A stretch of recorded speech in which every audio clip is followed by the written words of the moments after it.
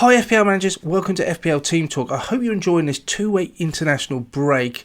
We've already had the opportunity to put out a wildcard video last weekend, so check that out if you haven't already. This is a bit different from that. It is a team of differentials. I thought I'd take this opportunity to have a look at those players that are really lowly owned, that if you can pick the right ones, can outscore your mini-league rivals, really improve your overall rank, can make a huge difference to your game, get ahead of that curve. So this is a team that I'm not going to say you should pick in its entirety, but one of the two of these players definitely going to be on my watch list and are going to be on my transfer plans over the next few weeks. So if you like this video, don't forget to hit that button, click on subscribe, get up to 1,000 subscribers for the end of the season. That's our aim, please guys. Thanks for supporting the channel so far. In the meantime, let's get into it.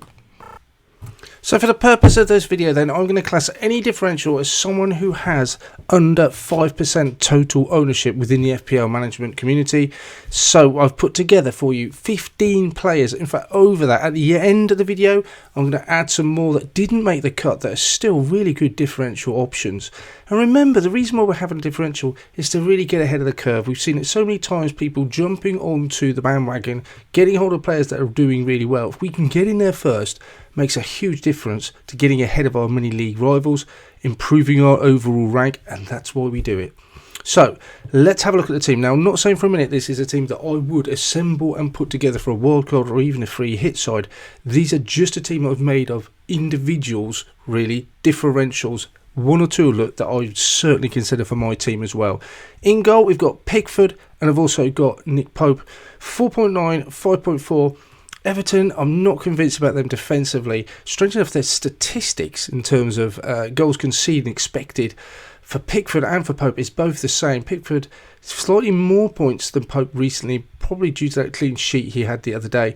But I think Nick Pope would be the one I'm going for. Those fixtures, he's doubling in 31, he's doubling in 33, so he's potentially got 5 games compared to maybe a normal keeper who's got 3. So he's got an extra 2 fixtures. That in itself makes him a really attractive proposition. They do have some decent fixtures as well.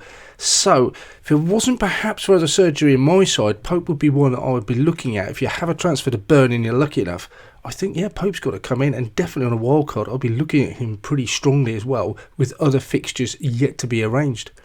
3.2 and 4.4. Really lowly owned. I'm really surprised, and I expect to see Pope's ownership go much higher than that. In defence then, Tarkowski, same thing, nailed in that Burnley defence. Like we said, difficult fixtures for Gameweek 31, don't get me wrong. Decent fixture though for Norwich and 32. 33 looks alright, and even with Wolves at home, possibly they're struggling to score a lot of goals. You could see a clean sheet there, so Tarkowski looks a good shout. Johnson played the last 4 games for West Ham. If he keeps his place in that side, he could be worth looking at as well. Everton at home, Burnley at home in 31-33. Brentford away doesn't look a bad fixture. Possibly just looking to bench him for 34. But 3.9, what an enabler and a differential. Castagna, Leicester, lots of fixtures to rearrange as well. Obviously, he's just come back from injury, scored that wonder goal as well. The nice thing about him, even though he's expensive, is before he got injured, he did play 10 games straight for Leicester. So he's obviously sort of a favourite of Brendan Rodgers.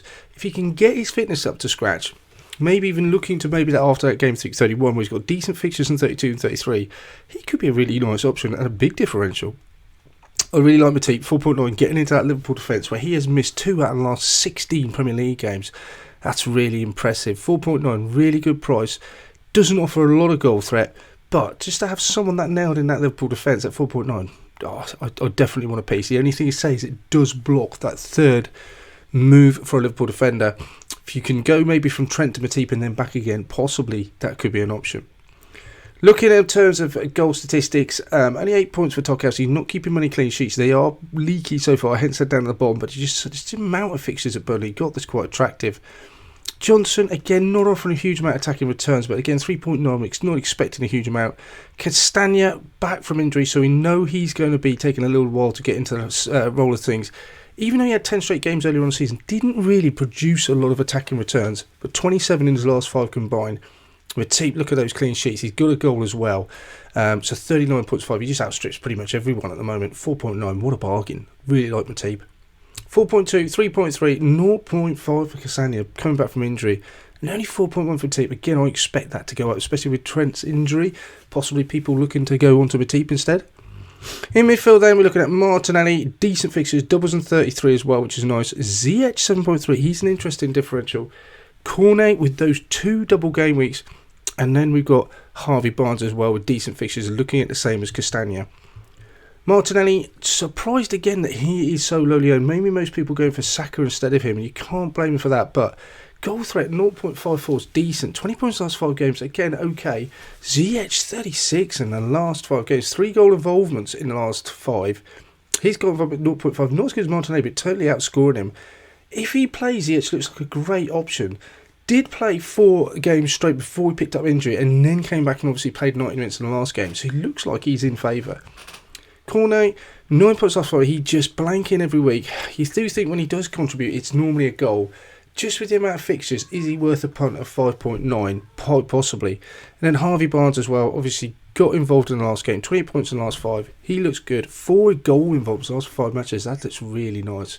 And 0.4 decent attacking returns. All of these under 5% ownership. And look at Cornet, 0.8. Looks really nice. Up front then, you got Steve Wood, Inacio, and we got Weghorst. Wood, again, looking at his Newcastle fixtures, difficult in 31, decent double though in 33. He's just nailed on up front. Might be on penalties, we've got to wait and see as well. Inacio's a real question mark for me. Not many attacking options really, I have to say. If Vardy's out and he gets to play games, we know what he can do. His XGI has always been good throughout his career. 7 million, I'm not entirely convinced about Inacio as an option. Weghorst definitely really surprised to see he's so low. Again, possibly on pens. So many fixtures nailed up front. He looks like a key player for Burnley in this run-in. I think he's an absolute must-have. And a differential. Looks really nice. So look at Wood. Yeah, only 1 goal involvement in the last 5 games. That's his goal against Southampton. 0.34. Not wildly impressive. Inacio slightly better, but only 1 goal involvement. And there's Weghorst. Nothing in the last 5 games. Only 9 points. But it's the threat of what he can produce, I guess. 0.61. Looks like a decent XGI. All of these, again, under 5%. I would expect of all of these, Weghorst to certainly go up. He's on lots of people's recommended lists for transferring in. And I've got to say he's on my short list as well with those 2 double game weeks in 31 and 33. Here's the side overall. Cost really doesn't matter because we're not picking those premium options, because we're picking unfavoured players. 90.6 is really low. I've added on the bench there Sancho as well. Sancho's played 6 of the last 7. 8.9 is a bit more expensive. Manchester United, not a team I'm necessarily desperate to get on as well, but could possibly be an option. Certainly wouldn't rule them out. And Target I've added as well. Nailed on in that Newcastle defence. 4.7. A little bit of an enabler. Quite like him as well. But this is the side of differentials. Just to reiterate to you guys, I'm not suggesting this will be a team, but 1 or 2 of these I'll be definitely interested. I mean, I think I have all of these. Pope looks good. Matip could definitely be an option. And Weghorst over the next few weeks. But if Ziyech keeps playing for that Chelsea side with those fixtures, he could certainly hit his straps and get some points for you. Turns for other players then. Shalabar's an interesting one. I did look at him. He started quite a few games recently. I think it was the last 3. And at 4.7, he looks decent. If you didn't want to go Salah and you just needed to maybe go someone different in your mini leagues, Mane could do worse. I do remember a similar situation last year with people just trying to make a last-ditch change from the template to get rise in ranks. Mane was the man to go for. And Calvert-Lewin, with Everton so desperate, you think if he can stay fit up front on pens, could he be worth a punt?